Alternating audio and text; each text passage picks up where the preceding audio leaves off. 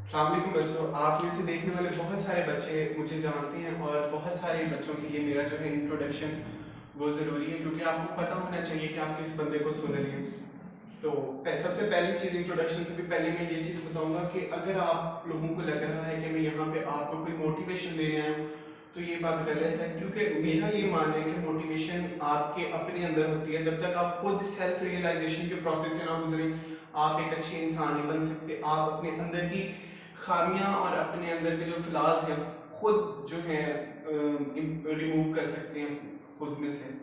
तो मेरा इंट्रोडक्शन ये है कि मैंने 2016 में अपना मैट्रिकुलेशन किया। उसके बाद 2018 में मैंने एफएससी की 33 कॉलेज से, पीर महल से ही हूँ मेरा ताल्लुक। और उसके बाद आजकल मैं रामा इकबाल मेडिकल कॉलेज में होता हूँ, लेकिन बीच में एक साल मेरी स्टडी का गैप था। वो ये था कि मैंने रिपीट किया। इंशाल्लाह जो है मैं बहुत जल्दी नेक्स्ट वीडियो में जो है आपको अपनी मैट्रिक से लेकर रामा इकबाल मेडिकल कॉलेज तक की जर्नी भी आपसे शेयर करूंगा, ताकि आप लोगों को पता चले कि एक स्टूडेंट जो है किस किस फिनोमेना से गुजर रहा है, क्योंकि बहुत सारे स्टूडेंट उस फिनोमेना से गुजरते हैं और उस प्रॉब्लम को फेस कैसे करने हैं। और जो मेरा रिपीट करने का एक साल था, उस एक साल में मैंने क्या सीखा और एफएससी का कैसे था, मैं कैसे पढ़ता था। एफएससी में मैं आपको बताऊं कि मेरे मार्क्स जो 1003 थे, जो इंप्रूव करके 1006 हो गए। ये मेरा एक जनरल सा इंट्रोडक्शन था। और अब आते हैं अपनी मेन चीज़ की तरफ। तो सबसे पहले ये वीडियो बनाने का मकसद ये था कि मैं अपने जो यहाँ पे टीम हेल्थ में अपने मेरे जूनियर्स हैं, मैं उनको जो है इन अ प्रॉपर वे गाइड कर सकूँ एम कैट के हवाले से। सबसे पहले तो एम कैट की बात करते हैं। ये मेडिकल कॉलेज में एडमिशन के लिए टेस्ट होता है, जो बच्चा हर बच्चा ऑलमोस्ट एफएससी के बाद देता है, मेडिकल का स्टूडेंट। और अब जाहिर बात है, जिसने देना है उसका ख्वाब है कि मैं डॉक्टर बनूं। और मैं आप लोगों को ये बात बता दूं कि इसमें चाहती है कि आप लोग डॉक्टर बने। उसकी रीजन सबसे बड़ी ये है कि आप लोगों के एग्जाम्स नहीं हुए। एग्जाम्स कैंसिल होने से ये हुआ है कि आपको बहुत ज्यादा टाइम मिल गया। एक नॉर्मल टाइम पीरियड जो होता है एमकैट के बच्चों के लिए, आपको उससे ज्यादा टाइम मिला, ऑलमोस्ट 15 डेज, क्योंकि 23-24 मई तक जो है आप लोगों के एग्जाम्स एंड होते हैं।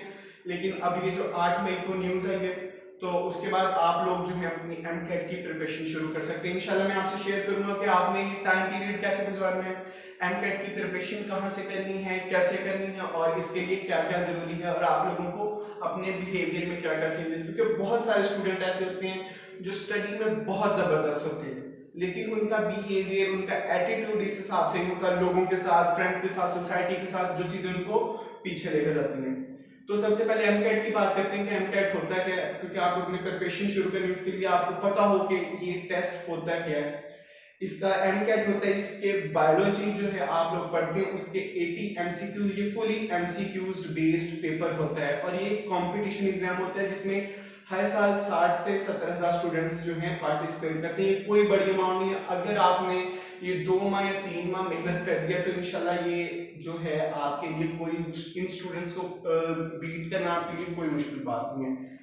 अब मैं एमकैट पेपर की बात करता हूँ। एमकैट में जो होते हैं, सबसे पहले बायोलॉजी का होता है पोर्शन। इसमें 80 एमसीक्यूज होते हैं जो आपकी टेक्स्ट बुक में से होते हैं, प्योरली आपकी टेक्स्ट बुक में से आएगा।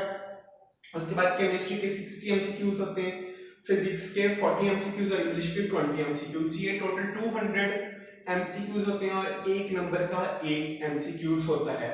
और आज ये बात आप अपने जहन में बैठा लें कि अगर आप मेडिकल कॉलेज में एडमिशन चाहते हैं, तो आपने 190 से 195 एमसीक्यूज का टारगेट रखना है, then you will achieve your goal. इस बात को आप अपने जहन में हमेशा रखिएगा, खासतौर पे जो टाइम पीरियड पूरा 2-3 माह, ठीक है। उसके बाद मैं अब आता हूँ सिलेबस पे कि एमकैट क्लियर करने के लिए आपको किन किन चीजों से गुजरना पड़ता है, क्या क्या चीजें पढ़नी है, कहाँ कहाँ से पढ़नी है। सबसे पहली चीज एमकैट के स्टूडेंट्स के लिए ये है कि आपने, ये खैर थोड़ा गंदे के लिए मैंने यूज किया हुआ, मेरे पास पुराना पड़ा था। ये एमकैट का सिलेबस सॉफ्ट फॉर्म में या हार्ड फॉर्म में आप लोगों ने अपने पास हर वक्त रखना है, क्योंकि जिसे कहें ये कामयाबी की है। अगर आपके पास ये सिलेबस है तो आपको पता होगा कि आपने क्या पढ़ना है, क्योंकि एफएससी में आप पूरे पूरे चैप्टर्स पढ़ते हैं और एक एक टॉपिक को बहुत थोरली डीपली जाके पढ़ते हैं। लेकिन एमकैट में ऐसा नहीं है। एमकैट में UHS, university of health and sciences ने आपको एक पेट सिलेबस दे दिया है, आपको उस सिलेबस को फॉलो करना है, तब आप जो है इंशाल्लाह एमकैट क्लियर कर सकेंगे। तो इसमें हर पोर्शन का बायोलॉजी, केमिस्ट्री, फिजिक्स और इंग्लिश का हर पोर्शन का उन्होंने आपको टॉपिक्स, चैप्टर और उस चैप्टर के कौन कौन से टॉपिक्स हैं वो आप लोगों को दिए हैं। फॉर एग्जांपल मैं फिजिक्स की बात करता हूँ, इलेक्ट्रॉनिक्स चैप्टर है, उसमें सिर्फ half wave rectification, full wave rectification और यूज ऑफ एम्पलीफायर, इस तरह के 2 टॉपिक्स हैं। इस तरह बायो में भी जो है पूरा चैप्टर नहीं है, 1-2 चैप्टर्स के अलावा उसके भी कुछ टॉपिक्स हैं। बच्चों यकीन करें, एमकेट एक नहायत आसान चीज है, लेकिन आसान होने के साथ साथ ये टेक्निकल भी है। सिलेबस इसका एफएससी की निस्बत ऑलमोस्ट हाफ से भी कम है। तो फर्स्ट ईयर सेकंड ईयर मिला के सिर्फ कुछ टॉपिक्स बनते हैं। आप 2 माह के अंदर आप जो है इसकी बहुत अच्छी प्रिपरेशन कर सकते हैं इंशाल्लाह। 2 माह में हमारा साथ रहेगा। अगर आपको स्टडी के हवाले से कोई भी प्रॉब्लम पेश आती है तो वो आपके टीचर्स सर नुमान लोग, सर गुलाम हुसैन और जो जितने भी रिस्पेक्टिव टीचर्स हैं वो आपकी जो है स्टडी के हवाले से प्रॉब्लम दूर करेंगे। और मैं जो हूँ, अगर आप डिप्रेस हैं या आपको पता नहीं चलता कि तैयारी कैसे करनी है, आपका कौन सा एरिया वीक जा रहा है, या आपको स्टडी टेक्निक्स के बारे में कुछ पूछते हैं, तो आप इस वीडियो के कमेंट सेक्शन में बताएं। इंशाल्लाह हम नेक्स्ट वीडियो में उस चीज को लाजमी डिस्कस करेंगे और जो है आपको उसका प्रॉपर वे में सोल्यूशन भी बताएंगे। तो सबसे पहले आते हैं बायो पे कि बायो की प्रिपरेशन कैसे करनी है। बायो के टोटल आपके 17 चैप्टर्स हैं फर्स्ट ईयर सेकंड ईयर के मिला के। उन 17 चैप्टर्स को आपने सबसे पहले बुक से रीडिंग करनी है। बुक रीडिंग करनी है। आपके पास एमकेट के लिए अगर कोई स्ट्रॉन्ग और वेल स्टफ है तो आपकी टेक्स्ट बुक है। अपनी टेक्स्ट बुक को किसी हालत में नहीं छोड़ना। मैं आपको ये बार बार कह रहा हूँ कि एमकेट में बच्चे आके बहुत सारी एकेडमीज की बुक्स पे आ जाते हैं, बहुत सारे नोट्स पे आ जाते हैं। ठीक है, नोट्स बनाना अच्छी बात है, आप अपने खुद के नोट्स बनाएं, लेकिन बुक से नहीं हटना। बुक रीडिंग एक चैप्टर की 2 से 3 बार लाजमी करनी है जब आपको लेक्चर दिया जाएगा, जब आपको पढ़ाया जाएगा। तो सबसे पहले बायो आपने बुक रीड करनी है। बुक रीड करने के बाद बुक ऐसे रीड करनी है, हाईलाइटर ले लेना, एक एक लाइन हाईलाइट करके जाना जो आपको इंपॉर्टेंट लगे। माशाल्लाह एफएससी में आपको आपके टीचर्स ने इतने अच्छे और बेहतरीन तरीके से पढ़ाया होता है, आपको पता होता है कि कौन सी लाइन इंपॉर्टेंट है। आपने अपने पास सिलेबस रख लेना, सिलेबस से देखने की ये चैप्टर खोलना है, उसके बाद देखने के इसके कौन कौन से टॉपिक है और वो टॉपिक अच्छे से पढ़ लेने। वो पढ़ने के बाद अब आपके पास जाहिर सी बात है एफएससी में बहुत सारे बच्चों के साथ बहुत सारी जो है हेल्पिंग बुक्स होती हैं। आपने करना ये कि उन हेल्पिंग बुक से भी सिर्फ एक दफा टॉपिक को जो है पढ़ना है। उसका मकसद ये होगा कि हेल्पिंग बुक से पढ़ने का मकसद ये है कि अगर वहां पे कोई एक्स्ट्रा चीज लिखी हुई है तो उसको वो आप अपनी बुक पे आपने जो आपने नोट्स बनाए हुए हैं उनमें एडिशन कर लें। सिर्फ हेल्पिंग बुक का फायदा ये है, वर्डिंग जो है सेम टू सेम जो आपने बुक से जो करनी है वो अपनी वर्डिंग स्ट्रॉन्ग करनी है, क्योंकि समटाइम्स वो एग्जैक्ट लाइन भी उठा के दे देता है, आपको पता होना चाहिए। बुक हो गई टेक्स्ट बुक, हेल्पिंग बुक, ठीक है। उसके बाद जो आपने लेक्चर्स के दौरान नोट्स बनाए हैं, ठीक है, आपके जो लेक्चर्स होंगे ऑनलाइन एमकेट के या जिस तरह भी जो भी ज़ाबिता हुआ, आपने उन लेक्चर्स लाजमी नोट करने हैं। उन नोट्स को अच्छी तरह याद करने, टेक्स्ट बुक, हेल्पिंग बुक और नोट्स, ये 3 चीजें पढ़ने के बाद अब आपने को यूं लगेगा कि आपने जो है बहुत अच्छा आपको ये टॉपिक ग्रिप हो गया।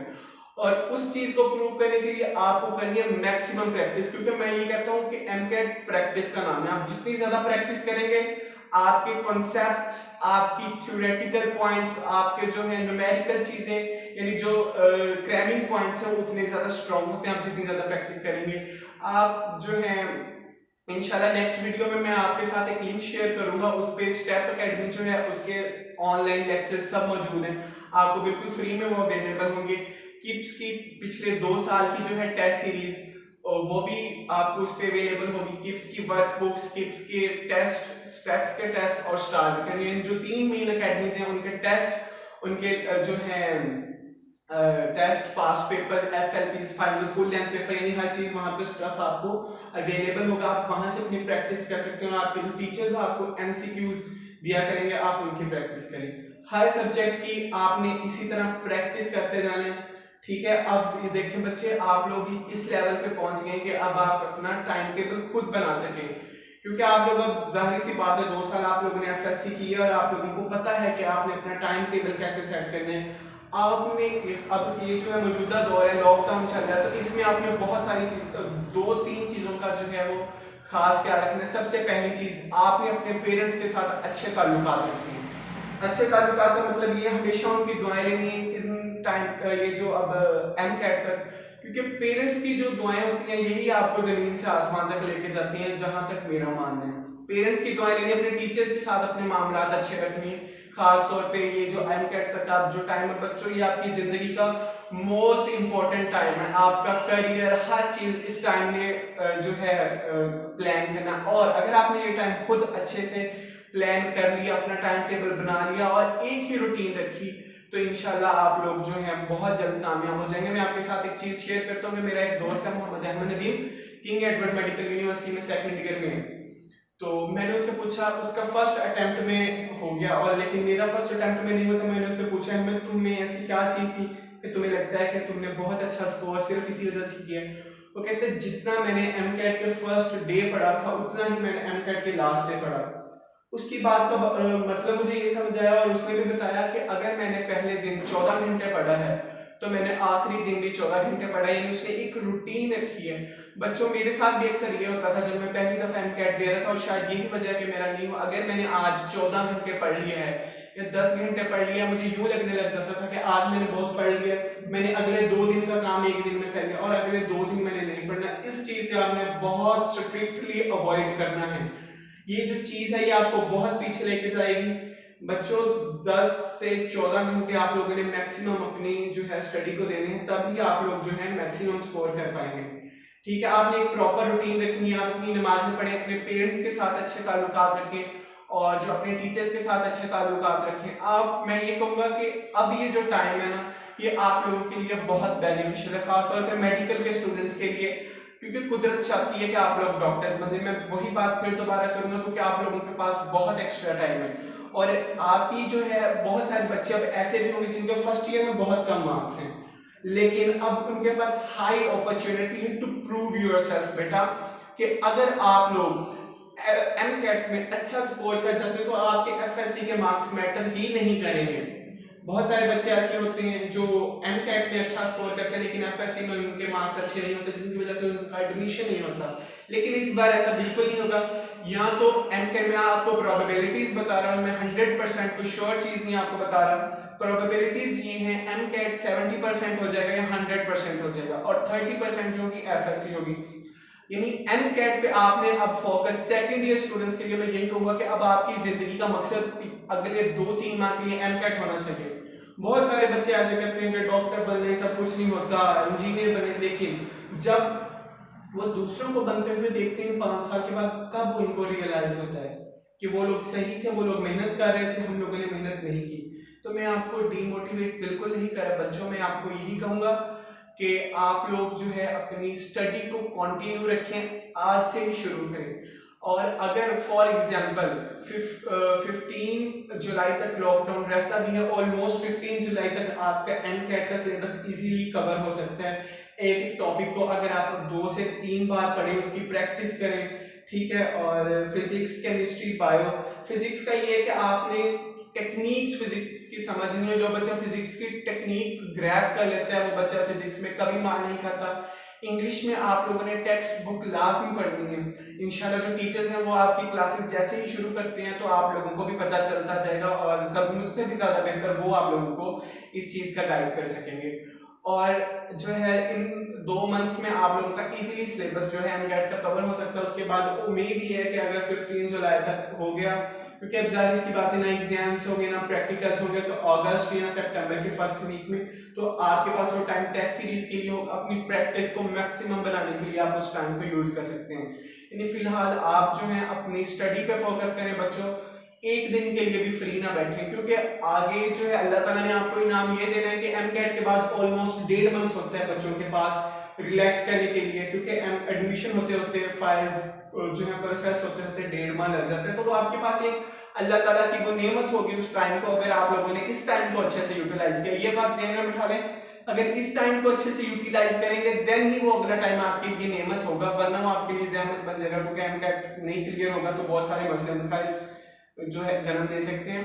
अब मैं ये कहूंगा कि जिन बच्चों के FSC में फर्स्ट ईयर में कम मार्क्स हैं वो भी आज से मेहनत स्टार्ट कर दें, तो आप लोग बहुत अच्छा स्कोर कर सकते हैं। अगर फॉर एग्जांपल आपके 420 मार्क्स भी हैं फर्स्ट ईयर में, अगर आप 190 और 195 तक जो है गेन कर रहे हैं उसमें एमकैट में तो आपका एडमिशन कोई मुश्किल नहीं है, आप किसी भी अच्छे मेडिकल कॉलेज में एडमिशन ले सकते हैं। पंजाब में 17 या 18 जो है मेडिकल कॉलेजेस हैं गवर्नमेंट के, बाकी प्राइवेट हैं। और इस साल का जो लास्ट मेरिट था वो 91.4 था एमबीबीएस का और 91.29 था बीडीएस का। एमबीबीएस और बीडीएस में ये होता है, बीडीएस वाले जो होते हैं ये डेंटल टेक्निक्स और डेंटल सर्जन होते हैं और एमबीबीएस वाले जो मेडिसिन एंड सर्जरी के होते हैं। ठीक है, ये आप लोगों को जनरल चीजें बतानी थी ताकि आपको बेसिकली पता हो। और इंशाल्लाह जो है हमारा साथ रहेगा। मैं 2-3 अगर आप लोगों को कोई मसले मसाइल आ रहे हैं तो आप कमेंट सेक्शन में जाके बता सकते हैं, तो मैं आपके साथ मजीद भी चीजें शेयर करते रहूंगा। अगर आपको कोई प्रॉब्लम आ रहा है आप मुझे बताएं, इंशाल्लाह इन प्रॉपर वे हम उसका कोई ना कोई सोल्यूशन निकालेंगे। सबसे पहले आपने करना ये है कि आप ही अपना प्रिंट निकलवा कर रखें और आज से ही करेंगे। Thank you.